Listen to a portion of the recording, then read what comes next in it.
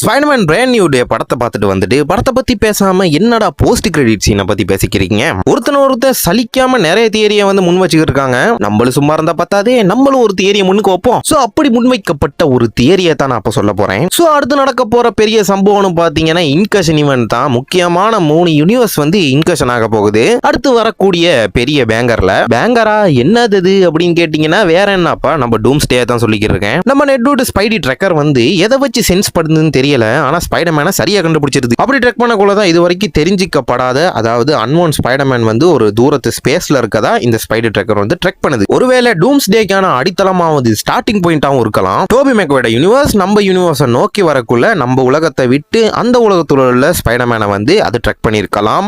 யாருக்கு தெரியும்? அடுத்து டூம்ஸ்டே வந்தா தான் தெரியும் என்ன நடக்குதுன்னு. சோ அடுத்த தியரி என்ன கொட்டப்பட்டுள்ளது என்று கேட்டீங்கன்னா ஃபர்ஸ்ட் இன்கஷன் நடக்க போற யூனிவர்ஸ் வந்து நம்ம எக்ஸ்மேன் யூனிவர்ஸும் டோபி மேக்வேர்ட் யூனிவர்ஸும் தான். அதுல எப்படியுமே நம்ம டோபி மேக்வேர் தப்பிச்சிருவாருன்னு நம்மளுக்கு தெரியும். சோ அப்படி எக்கு தப்புல தப்பிக்கப்பட்ட நம்ம டோபி மேக்வேர் வந்து நம்ம யூனிவர்ஸை வந்து அலர்ட் பண்றதுக்கு ஒரு ஸ்பேஸ் ஷிப்ல ஏறி நம்ம யூனிவர்ஸ் அலர்ட் பண்றதுக்கு வரலாம். யாருக்கு தெரியும் என்ன நடக்க போகுதுன்னு? வேற எதுவும் போட்டு குழப்ப மாட்டாங்கன்னு நினைக்கிறேன். ஏன்னா அடுத்து வரப்போறது டூம்ஸ்டே தான். அதுக்கான அடித்தளத்தை இங்கே போட்டிருக்காங்கன்னு தான் நினைக்கிறேன். சோ எனக்கு தோணுன மாதிரி உங்களுக்கு ஏதாச்சும் ஒரு தியரி தோண்டி இருக்கலாம் இல்லையா? அப்ப அந்த தியரியை வந்து மறக்காம கமெண்ட்ல கொட்டி விட்டு போங்க.